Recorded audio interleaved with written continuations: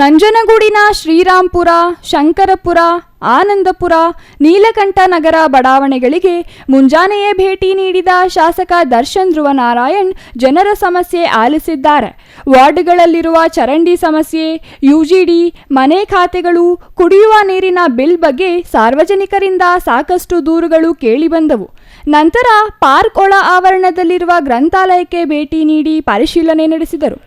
ಅಭಿವೃದ್ಧಿಯಾಗದ ಗ್ರಂಥಾಲಯ ಬಗ್ಗೆ ಅಧಿಕಾರಿಗಳಿಗೆ ಶಾಸಕ ದರ್ಶನ್ ಧ್ರುವನಾರಾಯಣ್ ತರಾಟೆ ತೆಗೆದುಕೊಂಡರು.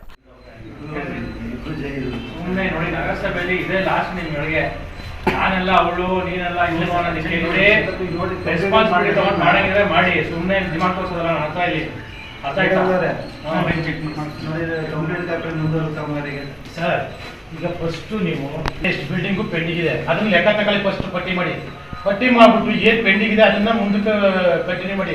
ಈ ಬಿಲ್ಡಿಂಗ್ ಇರೋದೇ ಗೊತ್ತಿಲ್ಲ ನಮ್ಮ ಇಂಜಿನಿಯರ್ಗಳಿಗೆ, ಎಲ್ಲಿ ಕೆಲಸ ಆಗುತ್ತೆ ಸರ್? ಮೇಡಮ್ ಅವ್ರು ಮಾಡಿದ್ರು ಇವ್ರು ಮಾಡಿದ್ರು ಅಂತ ಹೋದ್ರೆ ಎಲ್ಲಾಗುತ್ತೆ.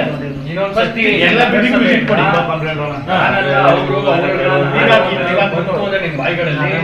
ಪ್ರಸಾರ ಬಿಡಿಸ್ತೀನಿ ಹೇಳ್ತೀನಿ ನಿಮ್ಗಳಿಗೆ, ಹುಷಾರು.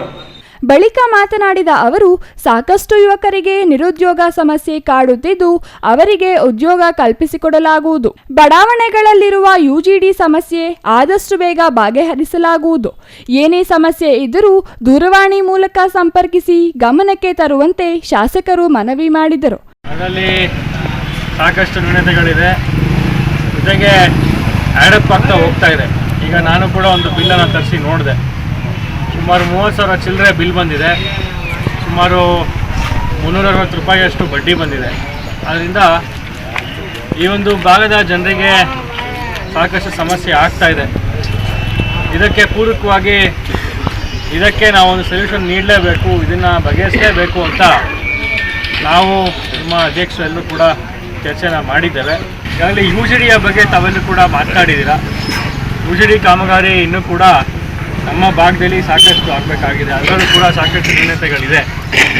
ಅದಕ್ಕೆ ಪೂರಕವಾಗಿ ಇವತ್ತು ತಾವು ಹೇಳಿದ್ರಿ, ಕೇಶಮೂರ್ತಿ ಸಾಹೇಬರು ಕೂಡ ಮಾತನಾಡ್ತಾ ಹೇಳಿದ್ರು, ಕ್ಲೀನಿಂಗ್ ಪ್ರೊಸೆಸ್ ಅನ್ನೋದು ದಿನನಿತ್ಯ ಆಗುವಂತಹ ಒಂದು ಕಾರ್ಯಕ್ರಮ ಆಗಿರಬೇಕು. ಈ ರೀತಿಯಾದ ಕ್ಲೀನಿಂಗ್ ವ್ಯವಸ್ಥೆ ಆಗಬೇಕಾಗಿದೆ ಅನ್ನೋದು ಮೂಲಕ ತಿಳಿಸಿದಾಗ ಯಾವಾಗಲೂ ವಾರಕ್ಕೆ ಒಂದ್ಸರಿನೋ ತಿಂಗಳಿಗೆ ಒಂದ್ಸರಿನೋ ಆಗುವಂಥ ಪದ್ಧತಿ ಅಲ್ಲ. ಅದರಿಂದ ನಾನು ಕೂಡ ನಮ್ಮ ನಗರಸಭಾ ಆಯುಕ್ತರಿದ್ದಾರೆ, ನಮ್ಮ ಇಂಜಿನಿಯರ್ಸ್ ಇದ್ದಾರೆ, ಎಲ್ಲರಿಗೂ ಕೂಡ ಈ ಮೂಲಕ ತಿಳಿಸೋಕ್ಕೆ ಬಯಸ್ತೇನೆ. ತಾವು ಈ ರೀತಿಯಾದಂತಹ ಇಶ್ಯೂಸ್, ಈ ರೀತಿಯಾದ ಸಮಸ್ಯೆಗಳು ಎದುರಾದರೆ ನನಗೆ ನೇರವಾಗಿ ತಾವು ವಾಟ್ಸಪ್ ಮೂಲಕ ನನಗೆ ಫೋಟೋವನ್ನು ಕಳಿಸಿ, ನಾನು ಅದನ್ನು ಆ ಕ್ಷಣದಲ್ಲೇ ನನ್ನ ಕಮಿಷನರ್ಗೆ ಹೇಳಿ ಅದನ್ನು ಬಗೆಹರಿಸಲಿಕ್ಕೆ ನಾನು ಕೂಡ ಪ್ರಾಮಾಣಿಕ ಪ್ರಯತ್ನವನ್ನು ಮಾಡ್ತೇನೆ.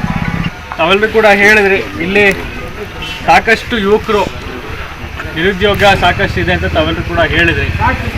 ನಾವು ಕೂಡ ನಮ್ಮ ತಂದೆ ಶ್ರೀ ಧ್ರುವೇಂದ್ರವರ ಹುಟ್ಟುಹಬ್ಬದ ಪ್ರಯುಕ್ತ ಪ್ರತಿ ವರ್ಷ ಉದ್ಯೋಗ ಮೇಳವನ್ನು ಮಾಡ್ಕೊಂಡು ಬರ್ತಾ ಇದ್ದೇವೆ. ಅದರಲ್ಲೂ ಉದ್ಯೋಗ ಮೇಳ ಬಿಟ್ಟು ದಿನನಿತ್ಯ ನಮ್ಮ ಹತ್ರ ಕೂಡ ಸಾಕಷ್ಟು ಯುವಕರು ಬರ್ತಾರೆ.